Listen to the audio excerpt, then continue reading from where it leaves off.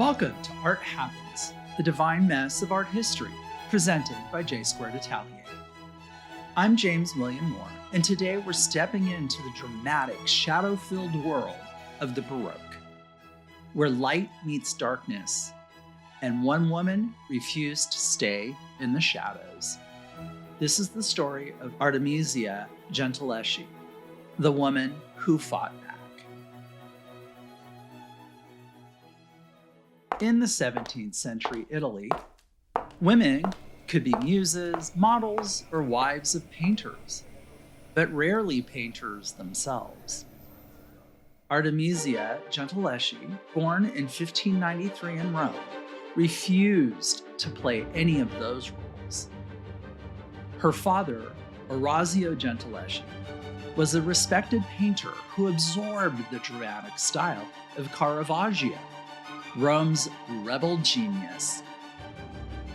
He painted with light and shadow instead of line, and little Artemisia watched every stroke. While other girls learned embroidery, she was grinding pigments and stretching canvases in her father's studio. She learned the scent of linseed oil before perfume, the way light slanted through the workshop at dusk, the rhythm of brush on panel. Orazio saw her talent early. He let her copy his commissions and paint small devotional works to hone her hand. By 14, she was studying anatomy, a subject women were often banned from. Her father arranged for her to sketch from plaster casts and even dissect drawings of the human form to understand bone and muscle. Rome at the time pulsed with competition. Caravaggio's followers battled for patrons. Painters filled churches with theatrical visions of saints and sinners. And into that charged atmosphere stepped Artemisia, a teenage girl who painted with the same bold chiaroscuro as the masters. Her early works, like Susanna and the Elders, painted when she was just 17, already showed something different. Female figures that weren't passive ideals, but living, thinking beings. You can see her questioning gaze even then, a young artist aware that every stroke was both art and argument. But her greatest challenge wasn't talent or technique. It was survival. The daily negotiation of being a woman in a world that didn't believe she belonged at an easel. At 17, Artemisia Gentileschi's world collapsed. Her father had hired a painter, Agostino Tassi, to teach her perspective, a highly valued skill she couldn't learn in the traditional academics because she was a woman.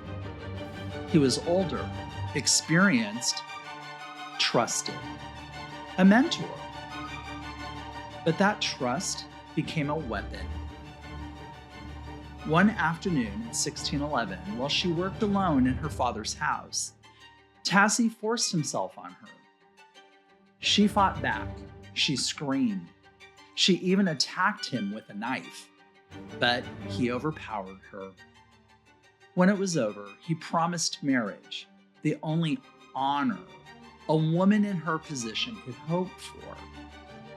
But that promise was another lie. Instead of silence, Artemisia spoke. She told her father. She told the court. And in doing so, she did something nearly unthinkable for a woman of her time.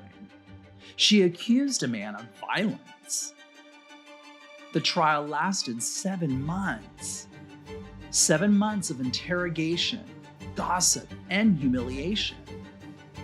She was forced to repeat her story again and again before male judges and church officials.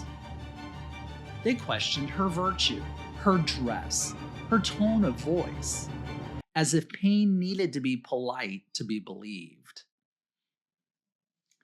To test her honesty, they tortured her with the sabia, cords wrapped around her fingers and tightened until the bones nearly broke. A cruel device meant to reveal liars through pain. As her bloody hands shook, she said only, "Ivero, Ivero, Ivero." It's true. It's true. It's true. Agostino Tassi was found guilty, but like so many stories, justice ended on paper. He never served his sentence. And Artemisia, still only 18, was left to rebuild her life from fragments. The irony is bitter. The same hands they crushed to silence her became the hands that painted her defiance. Every brushstroke that followed, every powerful woman she would paint, carried that history. She didn't just survive. She transformed the violence done to her into vision, rewriting her story not in words, but in oil and light and fury. In 1612 or 1613, Artemisia Gentileschi painted what would become one of the most startling images of the Baroque era, Judith Slaying Holofernes. On the surface, it tells a familiar biblical story. Judith, a widow from Bethulia, saves her people by seducing and beheading the Assyrian general Holofernes. Dozens of male painters had tackled that same moment: Caravaggio, Rubens, Tintoretto. And they always softened it. Judith is elegant, almost hesitant. Holofernes, more surprised than afraid.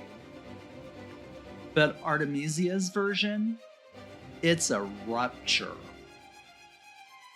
The painting erupts in motion. In the dimly lit room, the figures are caught mid-act. Not before, not after, but during. Judith and her maid Abra lean their full weight into the killing. Judith's face is composed, a jaw tight, her gaze fixed. Abra's arms strain, holding the thrashing general down. Holofernes' body twists in futile resistance. The sheet beneath him blooms red.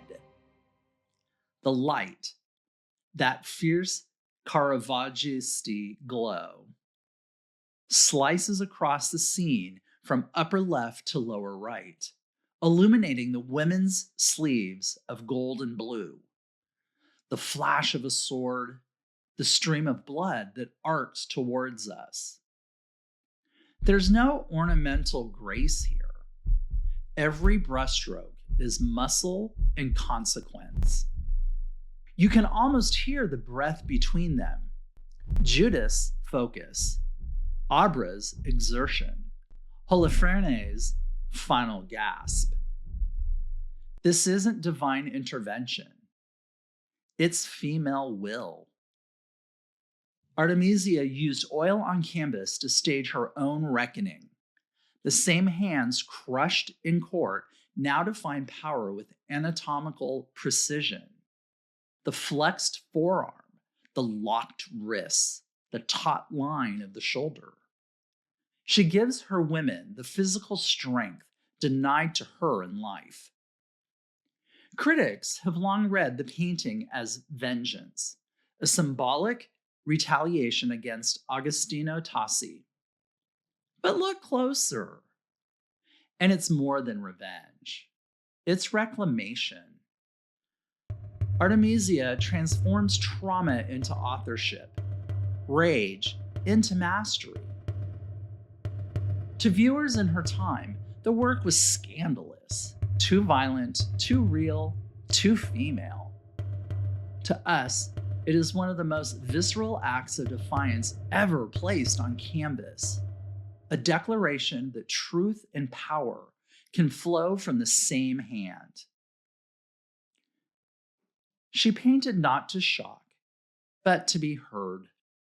And in that moment, she was. You can almost hear her thinking, if they won't believe my words, they'll believe my paint. To viewers of her time, the work was shocking and impossible to ignore. Today, it stands as one of the most visceral acts of defiance ever put to canvas. After Rome, Artemisia left the whispers behind. She packed up her brushes, her courage, and what was left of her reputation, and headed north to Florence. Florence was the heartbeat of Renaissance humanism, still glowing from the shadows of the Medici. And there, at barely 20 years old, Artemisia did something no woman had ever done before. She was admitted to the Accademia de Disegno, the oldest art academy in Europe. Membership meant she could sign her own contracts, take on apprentices, and be paid directly, not through her father or husband. For the first time, her name stood alone. The Medici family quickly noticed. Cosimo II commissioned her, and the great scholar Galileo Galilei became both friend and correspondent. They wrote to one another about perspective in astronomy, how light moved through space, and how art might capture it. It was a meeting of minds across disciplines, science and art, each reaching for truth. In Florence, Artemisia's palette deepened. Her canvases glowed with warm golds and bruised shadows. She painted women not as background figures, but as protagonists, intelligent, decisive, unflinching. Susanna and the Elders turns a story of harassment into one of psychological realism. Her Cleopatra does not crumble. She chooses her own death with serenity, reclaiming control. In Judith returns again and again, each version calmer, wiser, more self-assured. It's as if Artemisia was painting not a single heroine, but the evolution of her own strength. Artemisia didn't ask for acceptance. She demanded space and filled it with brilliance. Her later years carried her across Italy to Venice, Naples, even London, where she worked beside her father on royal commissions. By then, she was no longer Orazio's daughter. She was Artemisia, a master in her own right, commanding patrons and prices equal to her male peers. After her death in the mid-1600s, her name dimmed in the art historical record, erased by the same bias she fought against in life. But art has a way of waiting. Centuries later, the rediscovery began. In the 20th century, feminist historians unearthed her letters, restored her canvases, and reclaimed her legacy. They saw what her contemporaries tried to ignore. A woman who turned survival into art and art into power. From Caravaggio's pupil to a modern icon, Artemisia's light bridges 500 years of women fighting to be seen and painting themselves into history. Centuries later, her art still confronts us, demanding we see the power in pain and the courage in creation. Artemisia Gentileschi didn't paint to please. She painted to survive, to speak, to stand her ground, and ours. Artemisia painted survival and made vengeance beautiful. Thanks for listening to Art Happens, the divine mess of art history, presented by J2 Atelier. I'm your host, James William Moore. Next time, we'll dive into another masterpiece in the chaos that made it unforgettable.